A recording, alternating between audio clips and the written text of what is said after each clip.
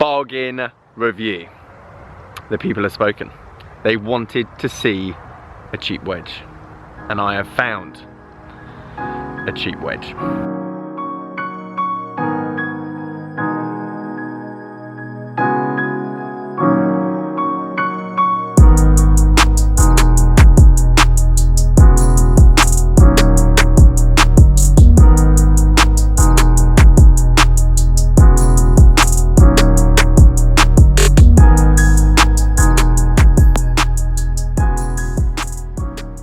Guys, how you doing? Welcome back to a brand new video. It's Simon down here at Burford Golf Club. Very early this morning, 6 o'clock, the sun is just rising and I want to test this wedge that I found. I've dropped it on the floor, so now it's got water all under the wrapper. Good work, Simon. Now, the last bargain review went incredibly well, and congratulations to Mr. Mystery Fool. Oh my god, that's very difficult to say, on winning the hybrid in the last review. If you're new to this channel or video, welcome. Loads of people in the comment section last, it was overwhelming. They wanted to see what a cheap wedge was like. What can you get? How does it feel? Everything else like that. So if you would like to A, win this wedge, or B, give me a suggestion for the next bargain review, then please leave a comment down below, whether it's driver, iron set, putter, you name it. And obviously, as I stated in the last video, the budget for the next video is purely based on how much I made on the previous one. So the last video did very well. It got over 10,000 views. We made about £40. Now, I did buy this before because I kind of hazarded a guess, and obviously I didn't want to wait too long to make the next bargain review. So this cost me £30, £21.99 off eBay, but obviously delivery. So at the moment our grand total is £40. I spent 30 with £10 in profit at the moment, and that will go towards the next video.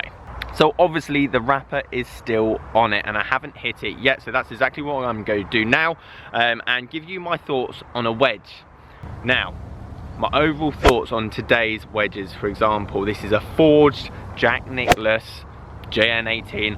I couldn't possibly tell you what year this came out, how well it did, how it performed in the market, so on and so forth. However, I think it's very important to understand what makes a good wedge and what wedges you should have in the bag. Some balls from different spots that you would obviously use a 56 degree wedge. It's the highest lofted wedge I have in my bag, and I think that's the importance. Not only will I talk about how good this wedge is for £30, but also what wedges you need in the bag is probably the more important thing. When to use it, how to use them is very key. I can tell you now, I had the best wedges when I started playing golf because I thought I needed them. Yeah, I've got more control and more spin, and that is key, more spin with any wedge I put in my hands 10 years on, purely because my technique, I'm not a great wedge game player, purely because my technique allows it. And I think that's very important to say.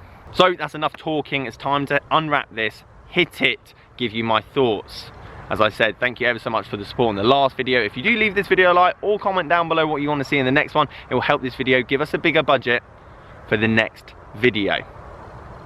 It's very cold this morning at 6 o'clock here in England. The temperatures suddenly dropped. We're almost into winter for unknown reasons. Let's do it. Okay, wedges. Jack Nicklaus J918. Your run-of-the-mill £30 wedge. There's tons out there. I looked at a lot of them. This was the quickest delivery and the most appealing to my eye. Aesthetics. Aesthetics is key when you're standing over a wedge, as well as gap testing your wedges. Knowing how far each wedge goes. Forget spin. Spin is very much generic. If you have 8,000, 9,000 plus, which is definitely what this would produce on a dry day. I'm obviously hitting shots today. It's wet. The grass has got dew on it, the greens have got dew on it. It's difficult to get spin under these conditions. However, on a dry day, this wedge will perform well enough. I'm not saying this is as good as your 130, 40 pound wedges. For my wedge game, it's more than enough. Let me explain. This wedge, in terms of touch and feel, is as good as my other wedge, purely because I don't practice it enough. It's not as good as the high-end wedges. However, those high-end wedges are very much fine-tuned. If you are practicing your wedge game like I used to, 20 to 30 hours a week, then this would feel very much alien to myself. However, you see through my technique, I'm coming across the ball, I'm potentially thinning a tiny few of them, I'm not necessarily getting down into the ball.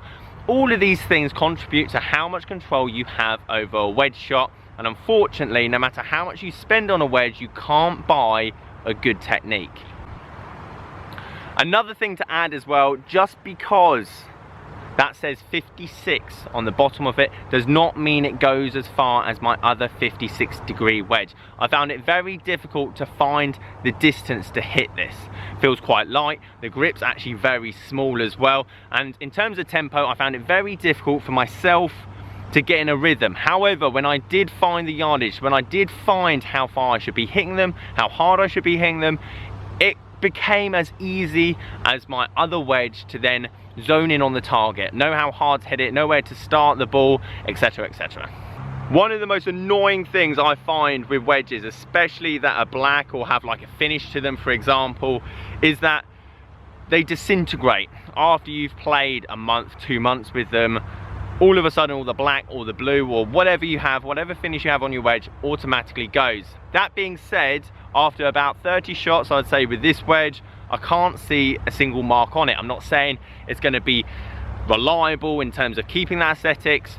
Overall though, I'd say in terms of quality finish, I think that's what I'm trying to say, in terms of what a forged head should be, and also the fact that there isn't massive scratch marks on the top of them, I'd say it passes the quality test. Technique implies more spin and more control on a ball flight better than any milled wedges, any diamond cut wedge grooves or whatever spill that they give you with a wedge. When you have a club that is this lofted 56 degrees, as soon as you open that club face or you come across the golf ball, you are losing that compression, you are losing that touch, and therefore your ball is not getting as much spin and control. I can control this 30-pound wedge better than any 100-pound plus wedge I've had in the past, purely because I've now got 10 years experience playing this game. I know what works, what doesn't work. Even though I haven't practiced as much as I used to, my experience alone, just the same as if I gave this wedge to Tiger or McIlroy, whoever it might be, they're still going to be able to get that touch and feel around the greens.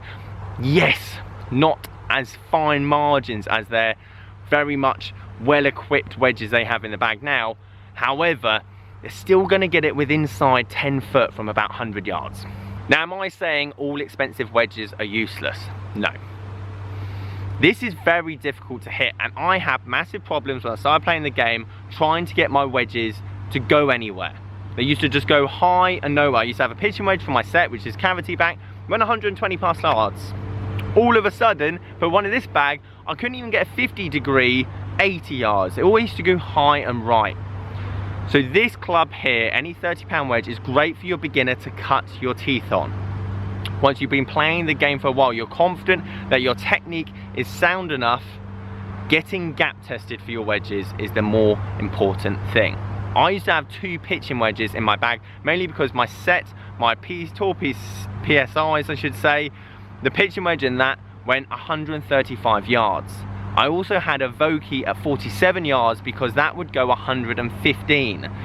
They're the same loft, they produce different shots altogether, and having a gap test so you don't just choose a 60 because you see someone having a 60. Choose it because it's giving the yardage that you like to play over and over again. And that is the downside of cheap wedges. And it's not cheap. I mean, in terms of like the material and quality and finish, the aesthetics, it looks good. You don't get the customization, and I think that's important. The grip is way too small, the shaft is way too light, the bounce and grind potentially might not be good for me. I don't practice enough, so couldn't possibly tell you.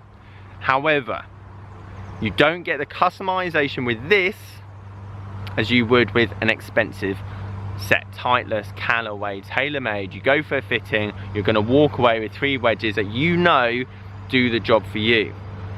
That being said, if you can't even hit this consistently, this 30-pound wedge, from an 80-yard shot, for example, or a 60-yard shot, whatever it is, then practice. Practice more. Buying an expensive wedge won't help your wedge game. It's one of the hardest things to do. Half swings, quarter swings, high shots, low shots. Just put a bit more time and effort into your game. If that's the bit you're struggling with at the moment, then maybe have a look at a custom set.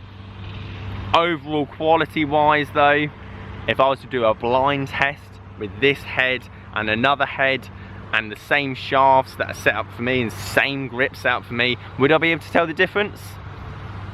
No. So there you go guys, bargain review, cheap wedge. Please leave a comment down below what you want to see next. Also leave a comment if you would like to win this, and obviously I'll get it sent to wherever you are in the world free of charge. Leave this video a like, subscribe if you are new. Catch you guys later.